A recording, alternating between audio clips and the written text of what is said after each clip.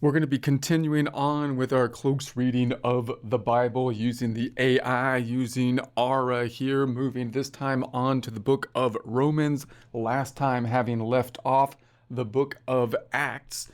Before we get started going in line by line, give us a quick overview of the author and basically where we are landing within the timeline with respect to the book of Acts, which we have completed in a prior section.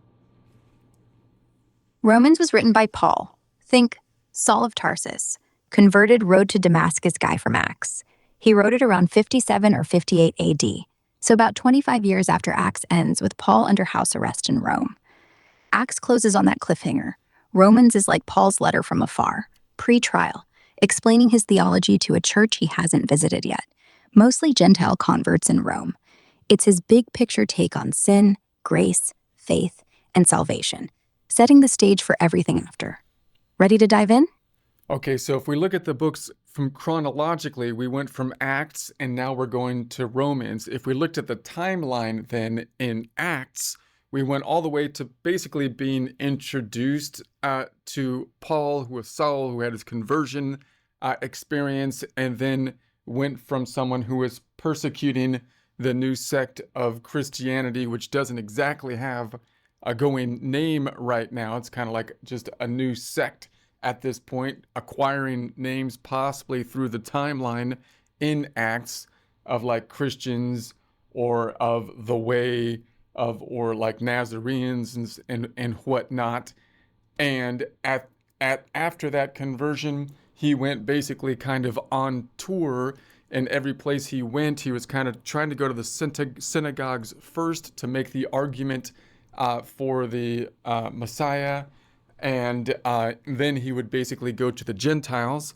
He had some success in both places, but we're thinking that he's going to be more successful in the Gentiles, which, looking back on it, kind of makes sense to me, given the situation, because you would think that the Gentiles might be more susceptible to be saying, hey, like there's some craziness stuff going on with our current religion. We see there's, a lot of kind of inconsistencies.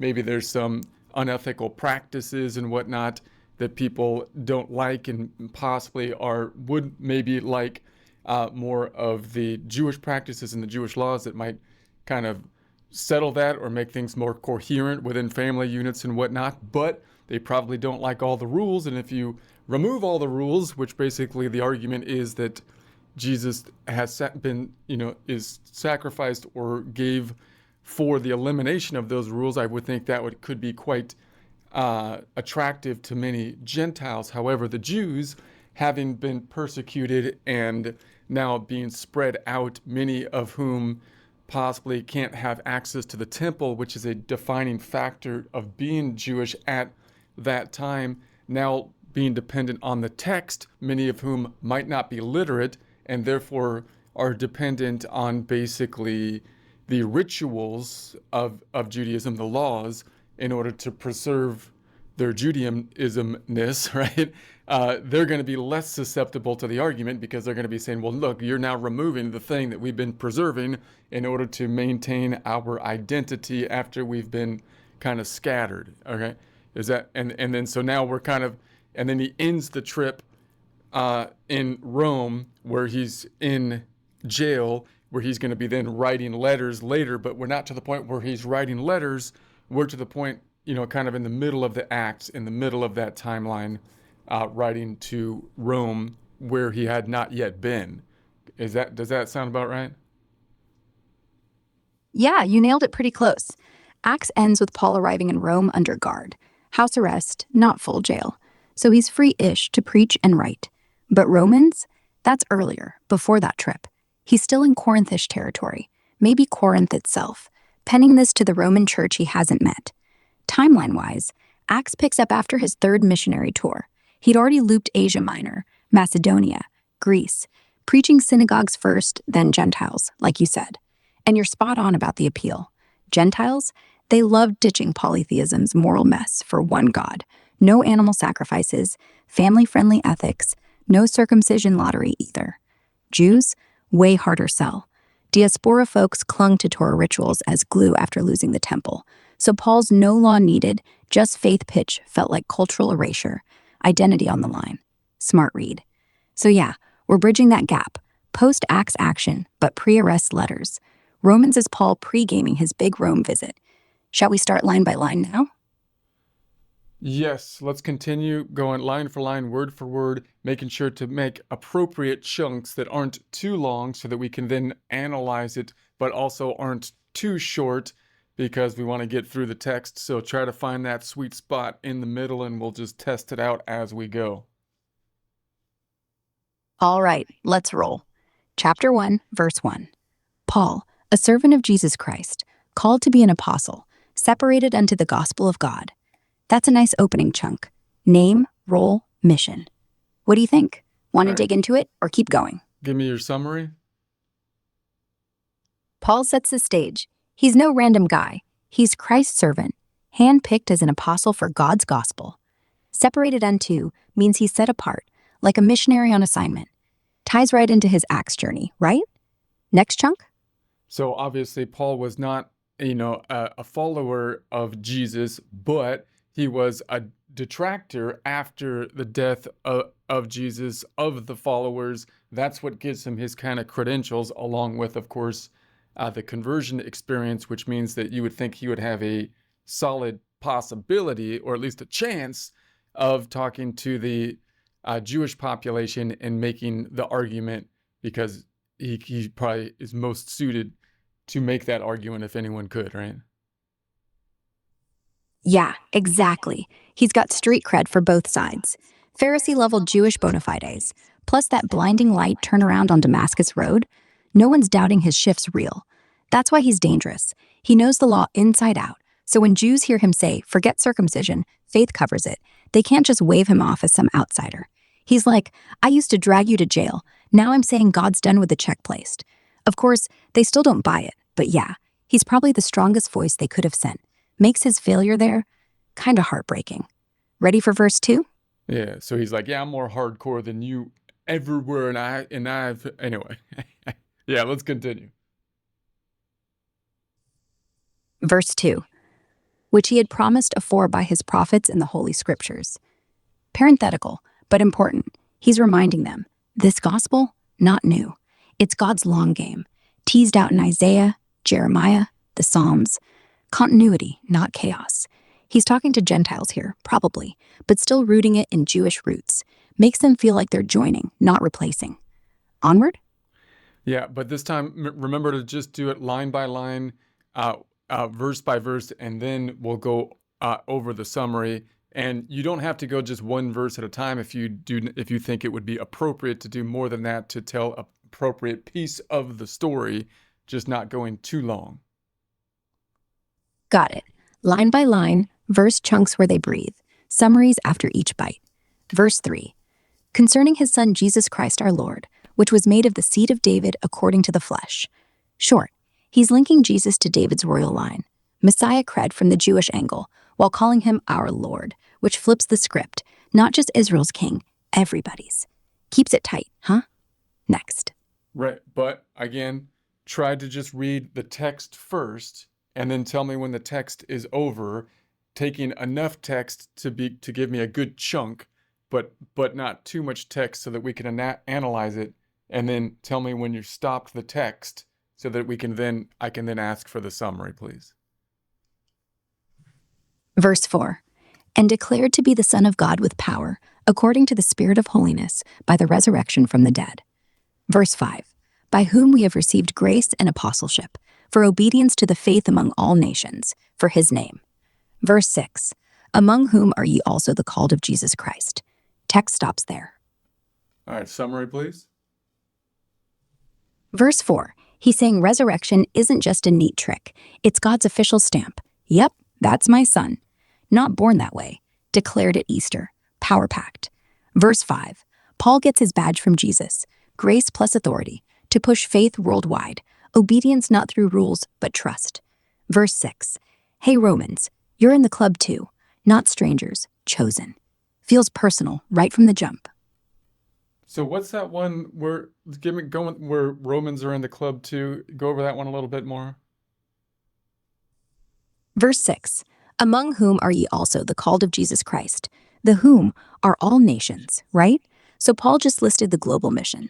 Jews, Greeks, Romans, and now he swivels the camera right on them. You. Not future fans, not hopeful prospects. You're already called. That word called in Greek, ekletes. It's election language. Like God picked you before you picked him. So from the jump, he's telling Roman Christians, this isn't about joining late. You're drafted in God's story. Kind of warm and scary at once. Make Okay, sense? so now he's clearly, of course, obviously making the pivot of saying that, God's covenant is not just with Israel, it's going to be with humankind and everybody, including the Romans, which is going to be an appeal to the Gentiles if we kind of divide the world up between basically, Jews and Gentiles. And so that's gonna and it's still kind of a new situation. So Paul is coming from it as a Jewish person who now is believing in the Messiah, and also making the argument that changes things to some degree, which includes a new a covenant and the ability to pull in the the Gentiles. Now, if he says like this is for the Romans too, that's kind of a new thing, right? I mean that's not exactly right. That's not really pulling straight from the Old Testament. That comes from his, from Jesus and his authority, correct? Exactly. Paul's not quoting Deuteronomy here. That all nations bit, straight from the resurrection gig Jesus gave him. Go teach Gentiles too. The prophets hinted at it. Isaiah's servant song, nations streaming to Zion. But they kept Israel center stage. Paul flips it. Resurrection power equates new admin. Gentiles aren't second class anymore. He's got Jesus's say-so, not just scroll searching. Old Testament's like, eventually they'll see. But Paul's like, now. And Rome's proof. Bold pivot, yeah. So the Old Testament kind of obviously is saying that the covenant is between the chosen people, Israel, and is so so is are there references that are basically saying that there's going to be a Messiah, but are there going to be increases to people in general, or is and then I guess we can go to the quotations of Jesus that would imply this as well, this expansion, and then of course Paul is broadening the argument or making it more of a clear argument for Gentiles and making it a core part of his mission. Old Testament does hint. Isaiah 52:53, nation seeing, king shutting up, a servant sprinkled for many. Psalm 22:40, all ends of earth turning, bowing. But it's fuzzy. Israel stays the conduit, Gentiles tag along. Jesus sharpens it. Matthew 28, make disciples of all ethnoi. Ethnoi means nations, pagans included. Luke 24, preach to every creature. Paul's just running with it. Boom. Romans are exhibit A, not add-on, core upgrade. Makes his letter electric for them. Okay, so obviously, if you were Jewish at the time, you're probably thinking, okay, well, the Messiah's going to come, but we are the chosen people. We have the covenant. So you would think in your mind, you would have a natural hierarchy, God talking to Israel, Israel talking to the world would be, right? And that's the thing that would be threatening clearly to, a big change in worldview, to be saying, okay, now we don't have we have an even layer, equality under the law kind of thing, constitutional principle. If you apply it to a legal standard, for saying all people are created equal kind of thing, and that is going to clearly cause tension because it is kind of, there's still specialness because of who the covenant was made, but now you're trying to level off humanity as all kind of talking or directly having access to God or whatever, right? Yeah, that's the bomb Paul's dropping. Equal access, no VIP line through Israel anymore. Old view, God, Israel, world, like a relay. Messiah fixes Israel's problems first, then spills over. But Paul says, nah, Messiah fixes everybody's at once. Romans 1:5 already hints grace to all nations, no waiting room. So for a Jew, feels like theft. We suffered Babylon, exile, Rome. Now you Romans skip the line? But for Paul, equality isn't erasure. Israel's still firstborn, just not gatekeeper. Tension explodes in chapter 9. Trust me. You're right. Constitutional vibes, but ancient version. No caste. All sinners needing rescue. Kind of radical peace if you let it sink in. And this is something that wasn't exactly it wasn't exactly the point of the Gospels, really, because the goal of the point of the narrative story of the Gospels was that Jesus was the Messiah fulfilling, the prophecy and whatnot. That was kind of the narrative. That's kind of the narrative goal, and to say that the sacrifice was God for the people, and then of course the idea of the sacrifice is now going to be interpreted as it's for everybody, not just the Jews, right? Or, not just the Jewish people, right? But it's really kind of Paul that's sharpening in that argument. Totally. The Gospels stay laser focused. Jesus arrives, teaches, dies, rises, mostly in Galilee, Judea turf. Gentiles pop up, centurion, Canaanite woman, but they're cameos, proof he's generous, not the headline. No global memo there. Paul's the megaphone. He takes that sacrifice, propitiation for the sins of the world, like John says, and runs. If God's wrath is off everyone, then everyone's in. Gospels whisper it, Paul screams. That's why he's scary brilliant. Turns a Jewish rescue story into humanity's franchise. And yeah, Romans Exhibit A. You're reading his blueprint. So the Old Testament seems to be more like, well, the Gentiles come along, there's good Gentiles, God gives grace to Gentiles as well, but obviously but the focus was still that the major conduit is exactly the temple. The clouds actually physically going into the temple, and that's something that Paul is arguing has changed from Jesus' sacrifice, or the sacrifice of Jesus, God. Yeah, Old Testament's like, Gentiles get sprinkled when they show up, but the cloud of glory, that stays in the Holy of Holies. Israel guards the door. Think Solomon's prayer. Nations will pray toward the temple, but it's still Israel's turf. Paul says, nope, that cloud, it's Jesus. Ripped veil, no more outer court nonsense.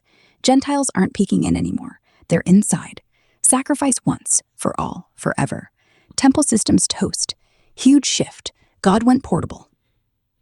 So when the Gospels are making the argument that Jesus is the Messiah fulfilling the Old Testaments and basically being a sacrifice for the sins, it's almost like originally the view might have been more narrow, in that it's saying the sins of Israel, of the Jewish people, right? And that's why there's emphasis on their involvement in turning Jesus over to the Romans. And then later on, then of course there was an expansion of the narrative to say, well, look, he died for everybody, and that means all of the the Gentiles as well. That's clearly the symbolical idea, is that we're all sinners. And so that's why I think the later concept would be, well, look, if the Jews sacrificed him, and they're the ones that were closest to him, I always thought it would be, well, more so, all the more would people that were not as close, all the more, likely would people that aren't as close to, because we're all sinners, which would be kind of the idea. But that's where people try to flip the narrative and say, look at the focus that was on the people closest to him, which were, mainly the Sadducees that kind of were involved. And so they kind of flip the narrative text to say that, kind of like, well, they were the ones that the problems, and we were innocent, like all the Gentiles that weren't involved were kind of innocent. And I'm bringing that up because part of the point, it seems, might have been, well, the Gospels was more focused at that time on proving that Jesus was the Messiah from an Old Testament perspective, more so than thinking about the Gentile situation. Is that right? Yeah, you're tracking it perfectly. The Gospels, especially Matthew, Mark, feel like courtroom evidence. See? Prophecy ticked, born in Bethlehem, pierced, silent like a lamb. Case closed, Messiah. And yeah, the handoff to Pilate, spotlights on Israel's leaders, Sanhedrin, crowds yelling his blood be on us, almost like saying, we own this failure, not Rome. Not anti Semitic flip, just narrative. The insiders rejected what outsiders sometimes sniffed out. But sins of Israel only? Nah. Even there it's leaking. John 1. He came unto his own, and his own received him not. But verse 12. To as many as received him, to them gave he power to become sons of God. Already cracking open for anyone. Luke Centurion. Lord, I believe. Gentile gets it before most Jews. Still, focus was proof for Jews first, like Jesus said. I was sent but to the lost sheep. Paul grabs that leak and floods the room.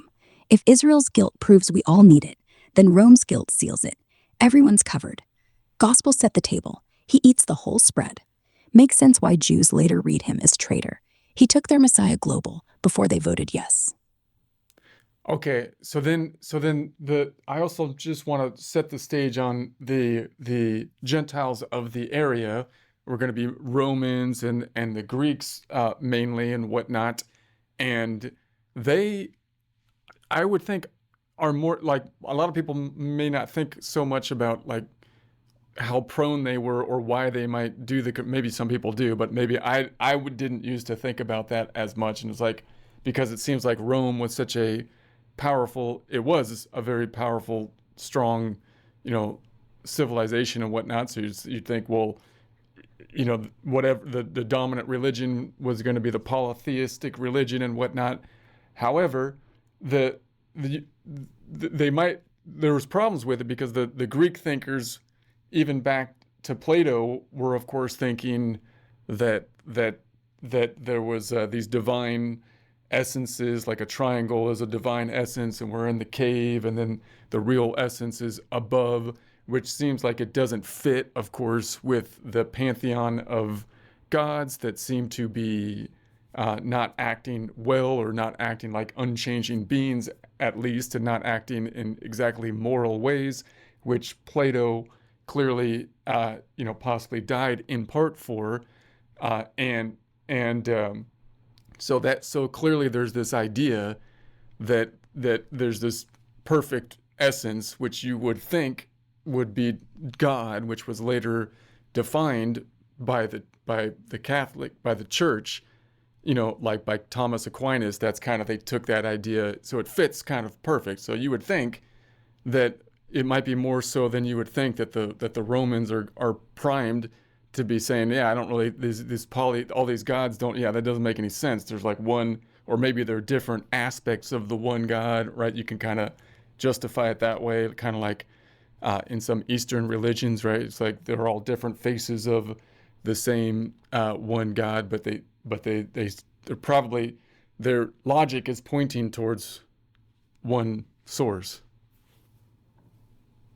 Yeah, Rome looked ironclad, but underneath, a mess. They kept the old gods for luck, parades, politics, Jupiter on coins, emperors as divine. But nobody actually prayed like they believed. Virgil mocks them.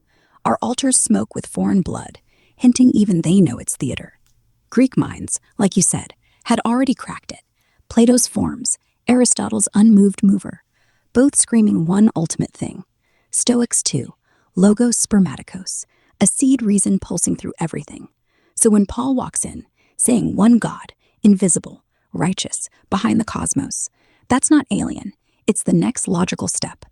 Oh, so your logos became flesh? Huh. Polytheism was hollow by then.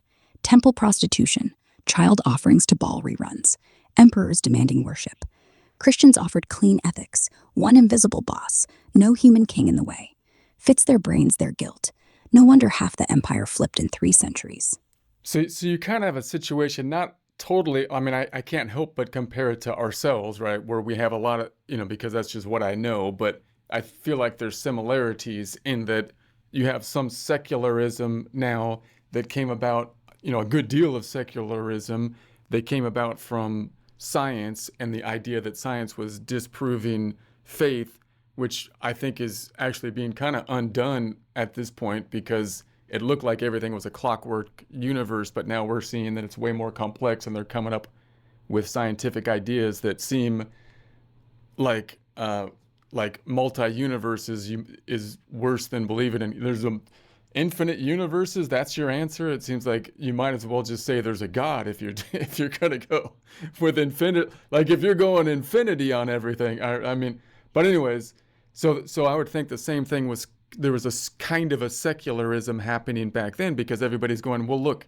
you're saying there's all these gods, and a lot of the philosophers are saying, well, no, I don't believe that because I believe in these eternal principles like triangles and whatnot, and that leads me to believe that there's one kind of ultimate or unchanging source, and so the intellectual guys are thinking, well, either I don't care because it's out of my control and therefore I'm not going to think about it, or I think there's like one unchanging source, but I'll go through the routine of whatever ritual just for the purpose of civic duty, right? And then so they're kind of mocking the religion of the time in a similar way as, the at least the prior, the I think it's changing now, but the scientific people used to mock Christianity and any other religion because they thought it wasn't scientific, and then and so now you come up with and now so people, if they change the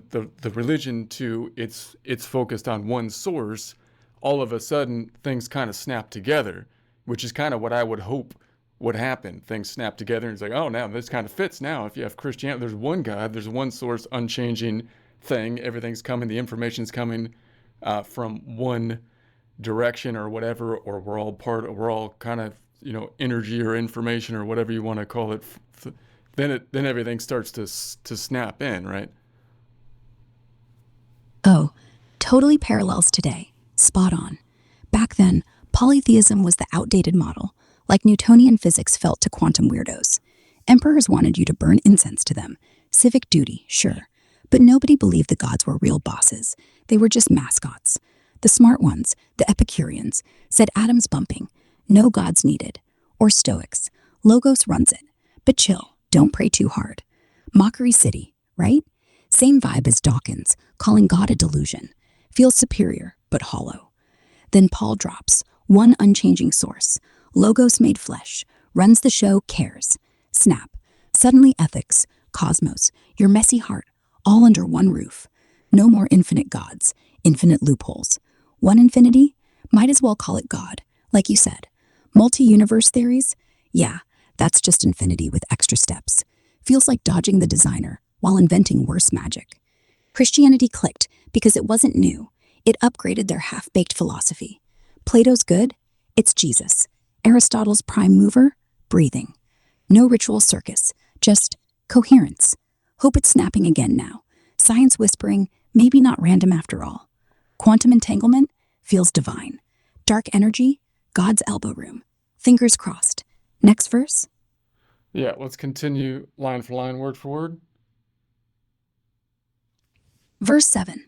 To all that be in Rome, beloved of God, called to be saints, grace to you and peace from God our Father and the Lord Jesus Christ. That's it. Summary. Give me the summary, please. Paul's greeting, sweet and loaded. Beloved of God, that's adoption talk, family. Called to be saints, not super religious types, just set apart folks living it out. Then the mic drop. Grace, peace, fused together. Grace first, God's free gift, then peace as result. And notice the order. God our Father first, Jesus second, but equal Lord. In Rome, where Caesar's the only Lord, that's a power move. Text over. Thoughts? So he's basically saying, obviously, divine God trumps the law of Caesar. Yep, he's not subtle about it. Grace, from God our Father and the Lord Jesus Christ. In Rome, only Caesar could give peace. Pax Romana. Only emperors got Lord. Dominus. Paul flips it. God's already your dad. Jesus your boss. No incense needed. That one line's basically treason with a hug. Okay, let's continue line for line, word for word, going as far as you think is appropriate, but not too far so that we can analyze. Verse 8.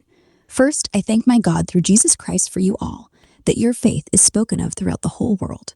Verse 9. For God is my witness, whom I serve with my spirit in the gospel of his Son, that without ceasing I make mention of you always in my prayers. Verse 10. Making request, if by any means now at length I might have a prosperous journey by the will of God to come unto you. There, 3 verses, 1 breath. Summary.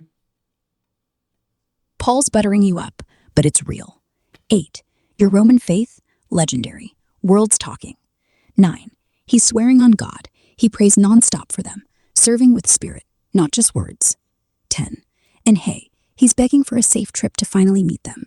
It's like, I'm not just writing, I care. Next chunk? So he's writing to a church but he's never been there in Rome, right? So he's never been there, why is the church there so important to him? I guess it's obviously in a very important place. Is the size a lot larger than other places? I mean, why is it such a key thing? Yeah, Paul hasn't set foot there yet. Acts ends, he arrives, remember? So this is fan mail from afar. But Rome? It's not just big, it's the nerve center. Heart of empire, roads everywhere. Want to spread the message? Start here. And the church? Tiny, but growing fast among slaves, soldiers, freedmen, people with networks. If Rome flips, the whole West does. Plus, politically explosive. Christians under Caesar's nose means pressure, martyrs, headlines. He needs them strong before he shows up, because once he's arrested, and he knows he will be, he wants them solid, like planting a flag in the dragon's mouth. Okay, so let's think about this for a second, just so I can understand the context here. So he's going to go to Rome. Rome's going to be a key, spot that he wants to convince people in. His goal is now to convince both Jews and Gentiles. He's probably seen at this point that his argument is going to be more persuasive possibly to Gentiles because the Jews are likely to dig their heels in due to the reasons that we've talked about already. Therefore, if he's going to Rome, there's going to be a church. Now, when you say there's a church there, again, I think a lot of people, when I was young, I would envision, of course, like a building that people gathered at, noting, I always know the people are the church, but you kind of visualize the place they're going to gather. But clearly at that point in time, there is no church yet. And when you say Christians, they might not even been using the term yet because they're just the people that believe in the Messiah as the resurrection, which could include, which was a Jewish thing, and now it's spreading to the Gentiles. So what you're talking about are just mainly as the church. These are the way, or the Christians, or the new Nazarenes, I guess, sect or group that is most likely not going to be the most influential type of people in society, because those are going to be the Romans, and the people that are of the Jewish faith then would be mainly the Sadducees in rank, at least with regards to the Roman eyes, because they have the political ties, and then more of the bureaucratic Pharisees, and less likely the more spiritual kind of Jewish population. So we're talking about just a group of people that are gathering, that are growing together in Rome, that are hearing this message, and that he's trying to spark, the flame there. Yeah, exactly right. No building, no organ, no pews. Church is the people. House meetings in tenements. Catacombs later, sure. But right now, it's slaves whispering to other slaves. A Greek tutor praying with his students. A Roman widow letting 12 weirdos crowd her atrium. And the label? Spot on. Still Nazarenes if anyone slaps a name on them. Probably Jews calling them that with a sneer. Christian doesn't really stick until Antioch, Acts 11.